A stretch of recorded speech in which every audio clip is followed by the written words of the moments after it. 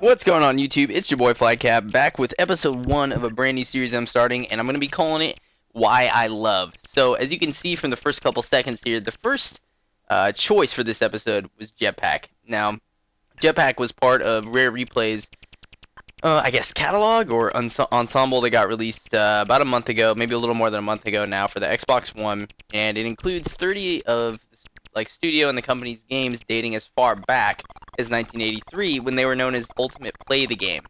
And so this game, Jetpac, is from that first era. It's from 1983.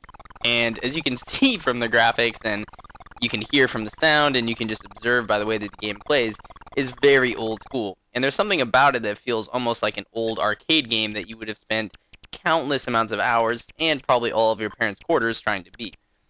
As you can see in the upper left-hand corner and in the middle, you have your own score. There's an option for a second player to even play with you, which is pretty cool considering how old the game is. And you have your high score in the middle. I'm getting pretty close to beating my high score here on this run, and I've played this game for probably about 3 or 4 hours.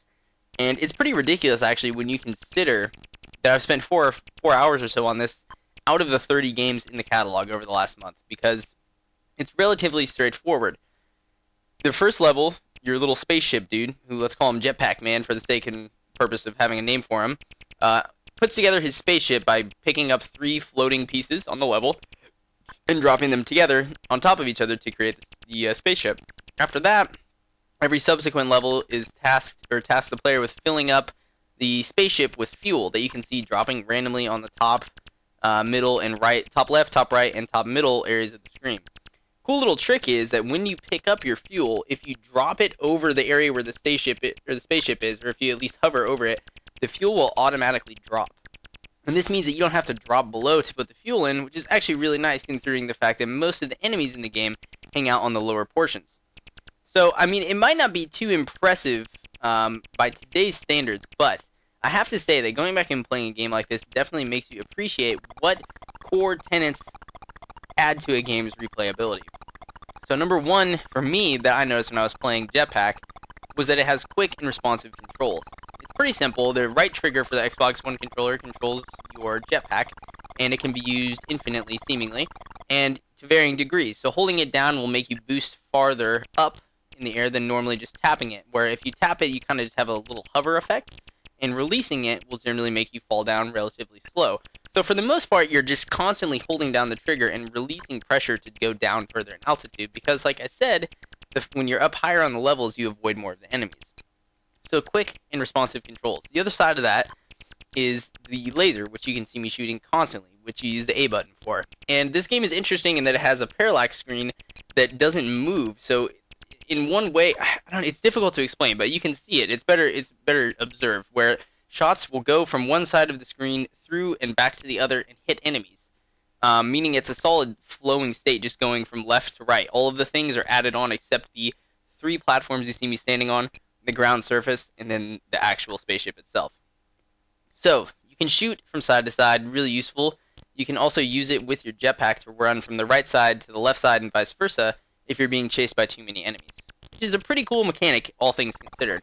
And you can see once you get in the spaceship and take off, nothing damages you. You go to the top of your screen, where the little jetpack dude has a kind of voila moment and then proceeds to drop back down to the floor. Okay, so we have quick and responsive controls.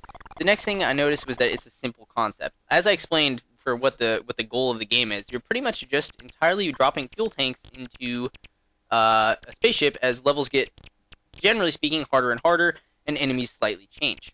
I think in total there's probably only about 25 levels in the game, as there's an achievement to have blasted off from every single one or take it off in your spaceship, and I'm at about 50% having not gotten very far in that. Makes me think the game is relatively small, also considering the fact that it's made in 1983, there's probably not too many external secrets within the game. But it is pretty cool, given that you have a high score, that there's always a reason to go back and replay the game. So, it's a simple concept, easily built upon, and can be easily improved. The other thing I noticed was, basically, the high score makes it addictive and almost arcade-like, like I said.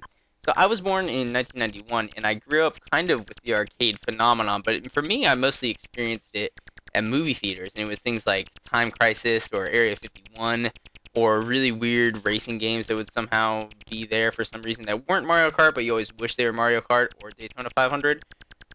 Not entirely sure, but either way, for me, this was a great chance to go back and kind of live through and play through some of the games that were iconic before I was even born. So this came out 8 years before I was born, and about 13 years before I had my very first system, which was the Sega Saturn.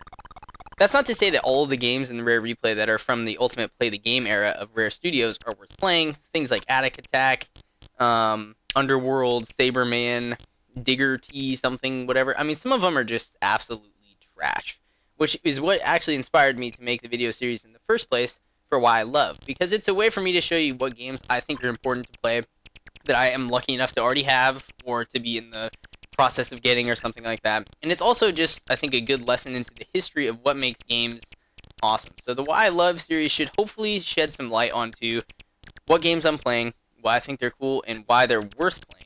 Because as I've talked about before, a game has to be worth playing for you to go back and replay it. There's a reason that these old games keep being picked up, and nostalgia is definitely part of it. But there's something about the simplicity of the control schemes, the attractiveness of the worlds, the fact that it's so ambiguous what's happening in a level that you kind of make up your own story as you go. So that's why I love Jetpac, because it makes me realize what the basic tenets of game design are by basically having you take part in a really, really simple exercise. That's why I like Jetpac. So next episode for this is going to be continuing with the Rare Replay theme. I'm going to go through all 30 games for the ones that I feel like are worth doing first before I move on to my other games. So hope you guys have enjoyed episode 1 of Why I Love. Leave a like or comment below if you want, and stay tuned for episode 2 coming soon.